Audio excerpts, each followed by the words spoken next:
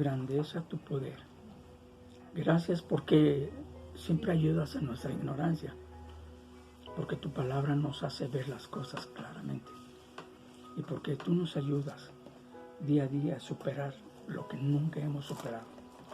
Te amamos y te bendecimos, Padre, en el nombre de Jesús, porque sé que esto que llegará a la vida de mis hermanos es para bendición, porque les amamos. En el nombre de Jesús.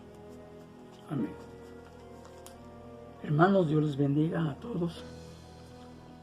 Para mí es una bendición, un gusto volver a compartirles cosas que he estado viendo en la palabra de Dios durante mucho tiempo. Las hemos leído, pero a veces no estamos viendo exactamente lo que la palabra de Dios nos indica. Hay cosas de las cuales no perdemos por no tener un momento de meditación y un momento de buscar, de indagar, y entonces perdemos muchas cosas. Esta ocasión quiero darles algo que ya he leído muchas veces, pero que ahora trae a mi vida una bendición. Yo quiero decirles que ustedes a lo mejor también han leído esta porción de Jueces 6, 7 y 8, porque son las dos etapas en las cuales vemos la vida de Gedeón. No, nada más les quiero expresar que ustedes que conocen la vida de Gedeón, él estaba siendo atacado por los madianitas y estos hombres eran crueles, entonces no sabían cómo defenderse de ellos hasta que una vez un ángel llegó y vio que Gedeón podía ser alguien que podía ser un instrumento para Dios en ese momento para su pueblo. Ustedes conocen la historia de que el ángel vino y levantó un altar a Gedeón. Y después Dios le da instrucciones a Gedeón para ir a pelear. Y cuando Gedeón había reunido ya de otros lugares, porque había mandado cartas a otros israelitas, para no ahondar en tanto de esto, vieron que en ese momento eran 32,000. Y Dios le dijo, ¿sabes qué, Gedeón?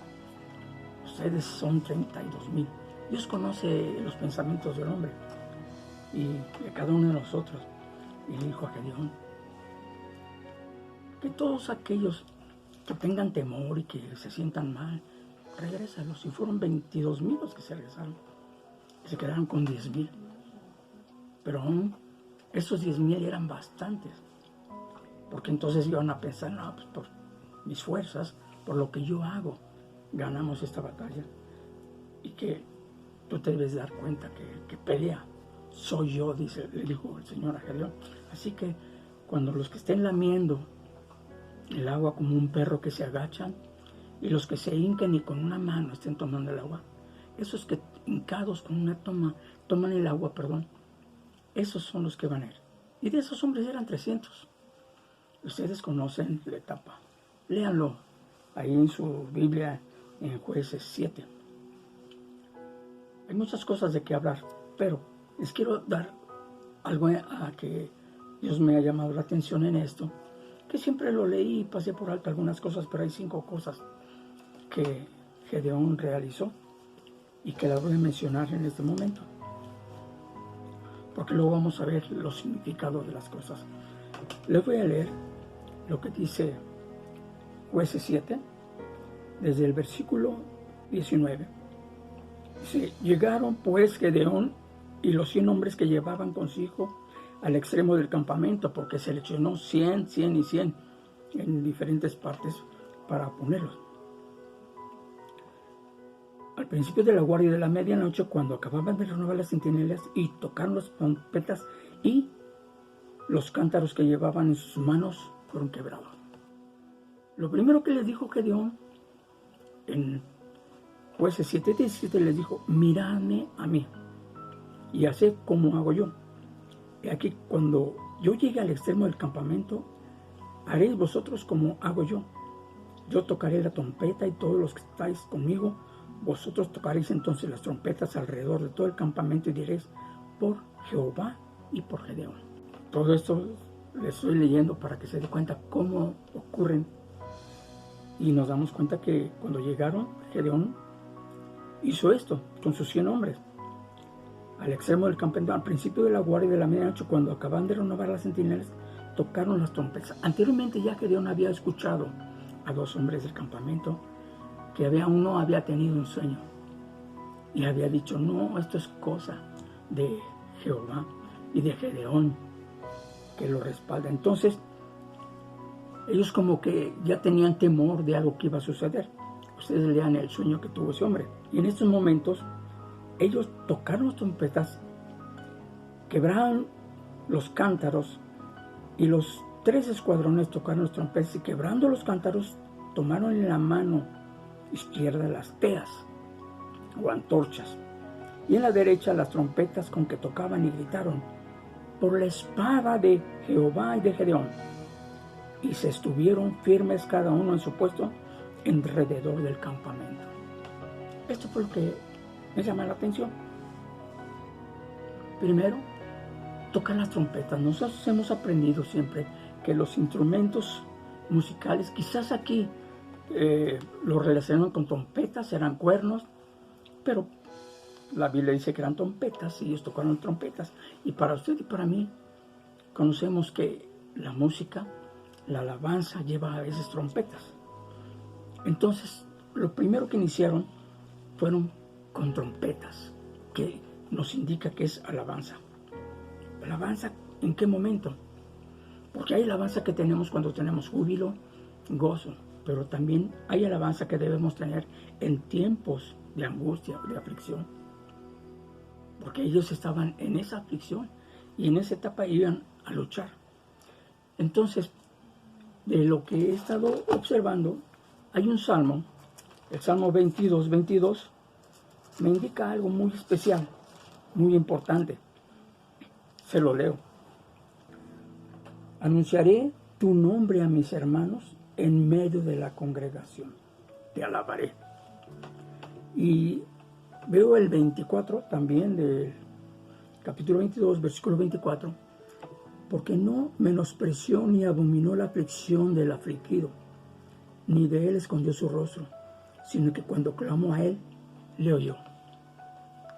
Hay veces, hay tiempos que debemos clamar, que debemos tener cánticos, en la cual debemos agradecer siempre a Dios por fe, de que Él nos sustenta, nos cuida, nos ayuda, de estas pandemias nos ha estado cuidando.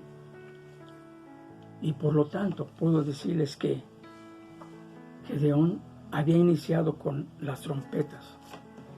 Y vamos a darnos cuenta, hay otro salmo, que es también de bendición.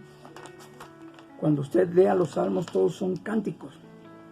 Y el Salmo 107, en el versículo 6, y luego nos brincamos al 8, dice, entonces clamaron a Jehová en su angustia, y los libró de sus aflicciones. El 8 dice, alaben la misericordia de Jehová y sus maravillas para con los hijos de los hombres. Dios es bueno, Dios es maravilloso.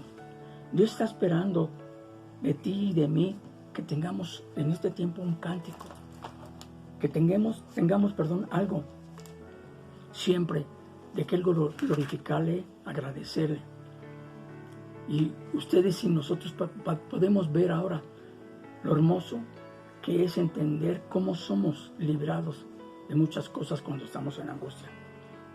Aplíquenlo a sus vidas, porque a veces hay cosas que conocemos, pero no las aplicamos.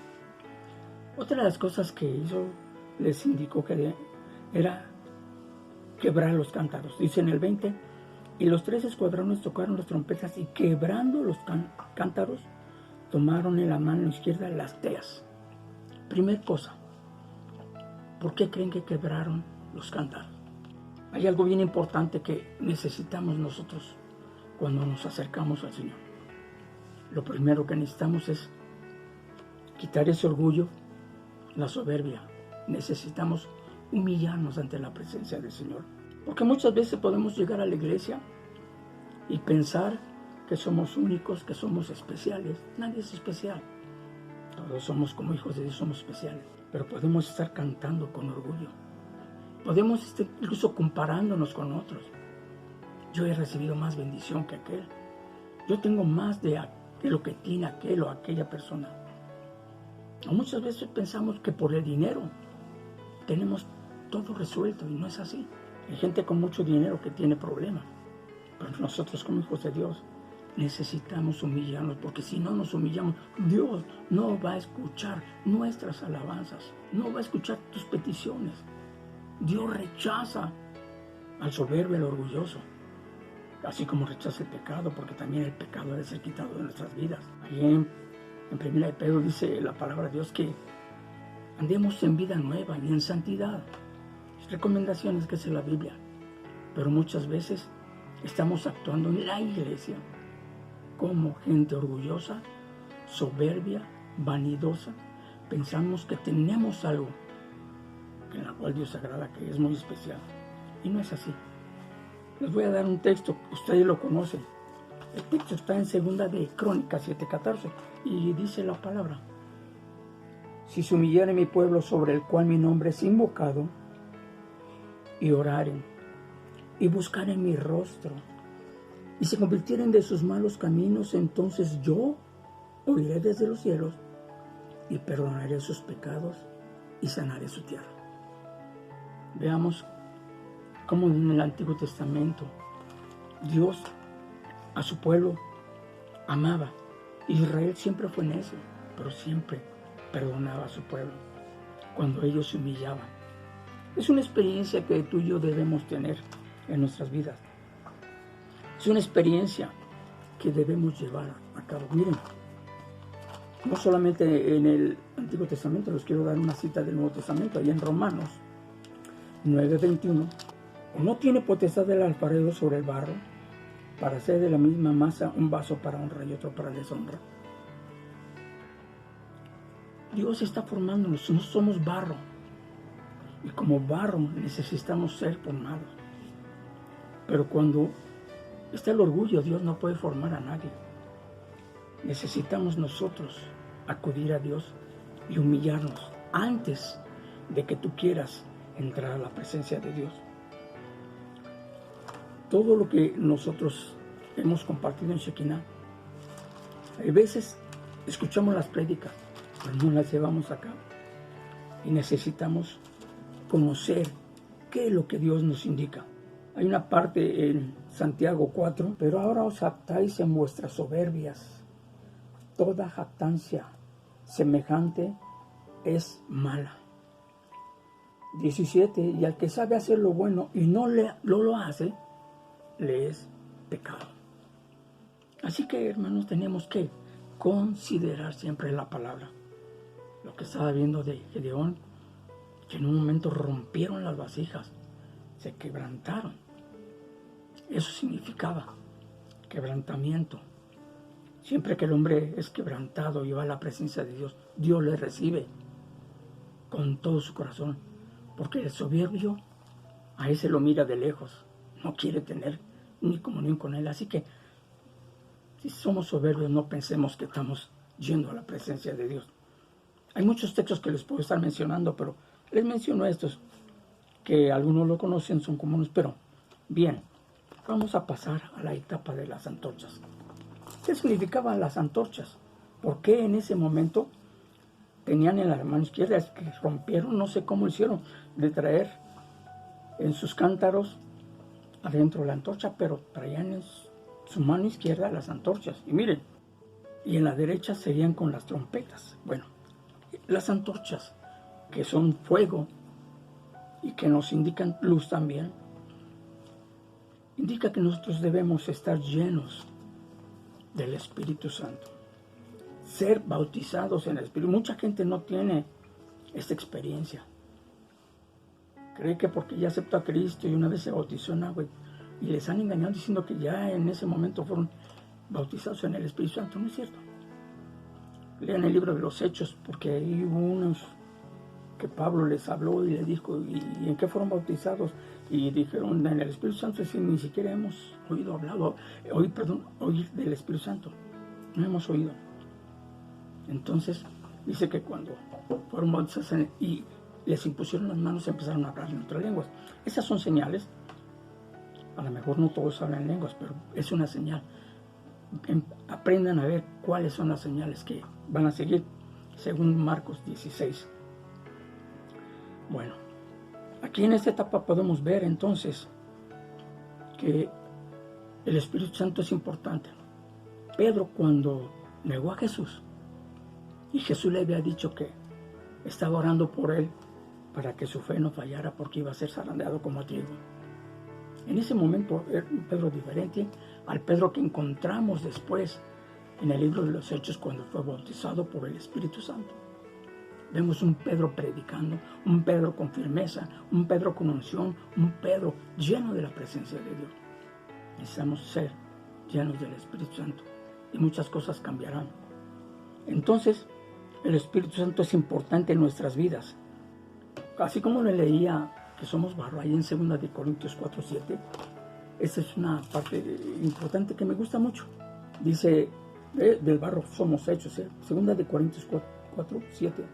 Dice, pero tenemos este tesoro. ¿Cuál tesoro? La palabra, que es a Jesucristo. Tenemos a Jesús en vasos de barro. Nosotros somos los vasos de barro, para que la excelencia del poder sea de Dios y no de nosotros. Muchos se jactan que porque imponen manos, que porque oran por las personas, están pensando que ellos lo están haciendo. Cuando imponen las manos, ay, sanó esa persona también, y creo que aunque puede Dios darnos el don de sanidad, qué bueno, pero la gloria es para Dios. Todo lo que hagamos le debemos dar la gloria al Señor.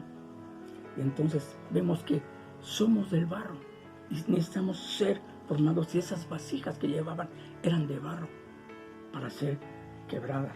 También nos habla acerca de lo que es la luz. Ustedes han entendido muchas veces que la Biblia nos ha dicho que Jesús es la luz, pero también nos ha dicho que nosotros somos luz. Y aquí hay algo importante que ver. En Lucas 11:35, mira pues, no suceda que la luz que en ti hay sea tinieblas. Aunque muchas veces pretendamos ser luz, si hay tinieblas en nosotros, no podemos ser luz, ni podemos dar luz. ¿Por qué? Porque hay tinieblas. Hay algo que no nos permitirá brillar en medio de esas tinieblas. Hay muchos textos que les podía hablar acerca de la luz y de las tinieblas. Pero ustedes escudriñen su Biblia.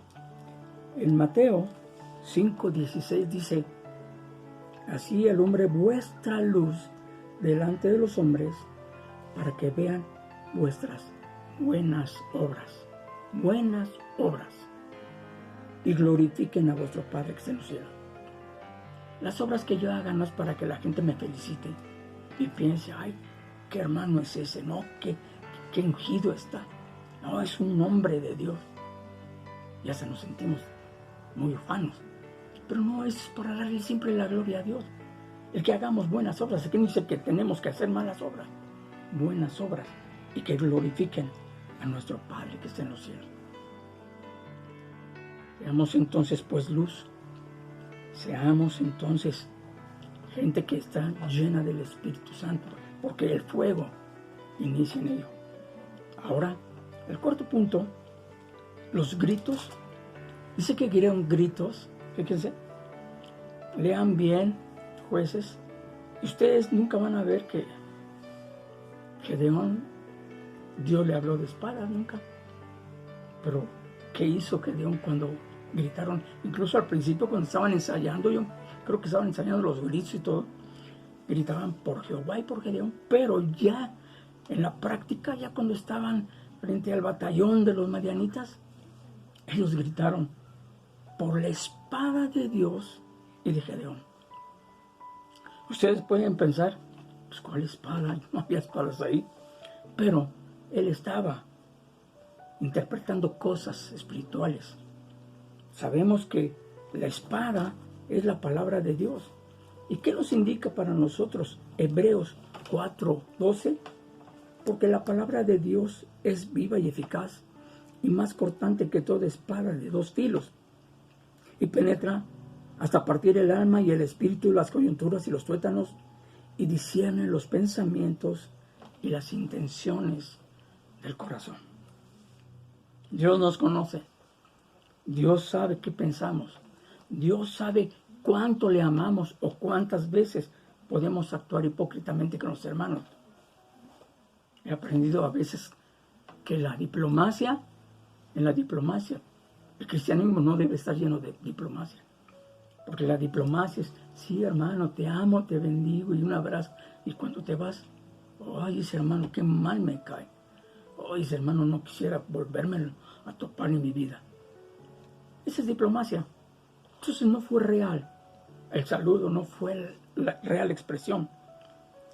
La palabra de Dios está conociéndonos porque discierne todo lo que nosotros somos y tenemos. Además, cuando vemos ahí en Primera de Pedro 2:24, vemos cosas que tenemos que gritar. Yo le decía hace rato a un hermano, ¿qué es lo que debemos gritar? Porque ellos gritaron. Gritar es proclamar. Ellos gritaron por la espada de Jehová. Pero nosotros debemos tener nuestro grito. Y si usted no tiene textos en su Biblia, búsquelos. Que podemos gritar. Primera de Pedro 2:24. Quien llevó él mismo nuestros pecados en su cuerpo sobre el madero, para que nosotros, estando muertos a los pecados, vivamos a la justicia y por cuya herida fuisteis sanados. Qué hermoso saber que podemos gritar en este momento, en este tiempo, que las cosas no están tan fáciles. Si alguno está enfermo, podemos gritar que por su llaga fuimos nosotros sanados. Pero también podemos ver ahí en Filipenses 4:19, en Filipenses. Mi Dios pues suplirá todo lo que os falta conforme a sus riquezas en gloria en Cristo Jesús. En este tiempo de escasez, en este tiempo podemos gritar, mi Dios pues suplirá todo lo que me hace falta conforme a sus riquezas. Dios es muy rico, Dios es poderoso y es muy rico. Dios te puede dar, a través de la fe que tú confíes, te puede dar cosas que pueden suplir para tu etapa, para tu vida, para tu familia en este tiempo. Les di dos textos, uno de la economía y otro de la sanidad. Entonces podemos darnos cuenta. Aquí hay cosas que podemos interpretar, pero hay una última que está en Primera de Corintios 15:58. Así que, hermanos míos amados, estar firmes y constantes creciendo en la obra del Señor, sabiendo que vuestro trabajo en el Señor no es en vano. Necesitamos gritar y estar trabajando para Dios. Necesitamos trabajar en nuestras vidas. Hay quien renuncia en corto tiempo porque sus expectativas no se dieron de lo que quería. No sé a veces qué busca la gente, pero renuncian, se van, hacen lo que quieren, no están humillados. Por sí mismos piensan que van a recibir bendición, pero lo que les estoy diciendo es lo que pasó para que tuviera éxito Gedeón. Vieron estas cosas. Y por último, permanecieron firmes y se estuvieron firmes cada uno en su puesto en derredor del campamento. Entonces todo el ejército se echó a correr, dando gritos y huyendo. El enemigo salió huyendo, dando gritos, porque ellos se mantuvieron firmes en su puesto. Aquí nos habla Dios de la firmeza en nuestra vida. ¿Has estado firme en tu posición con Dios? O a veces piensas hasta de cambiar de congregación. Bueno, pueden hacerlo, quien quiera, son libres. Pero estando firmes, hermanos. Hay gente que va 1 mes o 2 meses y después lo dejamos de ver en 3, 4. Yo no puedo ver en ellos firmeza. Debemos aprender a estar firmes. Bueno, quiero leerles un texto que dice de esta manera.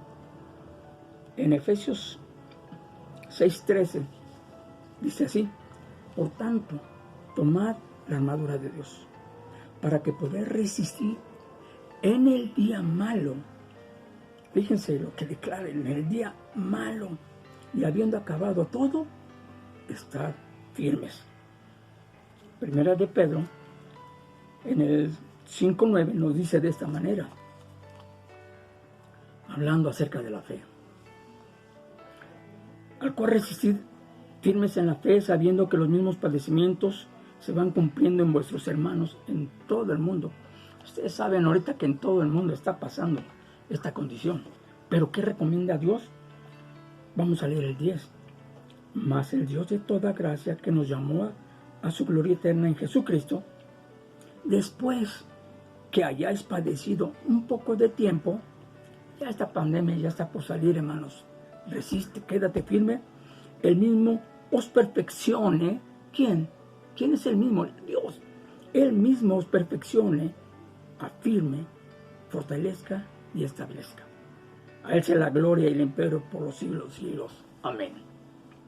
Y esto es lo que en esta ocasión que estuve leyendo, indagando, pude ver algo que durante mucho tiempo no había podido constatar y ver así de esa manera. ¿Qué es lo que hace que cuando nosotros estamos orando, que hace ver que cuando nosotros estamos estudiando, podemos ver cosas y ser edificados por la palabra? Hermanos, quédense con este pensamiento en su corazón. Quédense.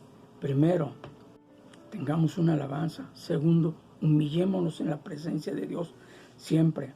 Segundo, seamos luz y estemos llenos del Espíritu Santo. En cuarto, podemos nosotros gritar la palabra para conocer que Dios está en medio de todo y que Él es nuestra fortaleza. Y por último, estar firmes. Les amo, hermanos. Ya tendremos la oportunidad de tener otra cápsula de estas. Que Dios les bendiga. Gracias.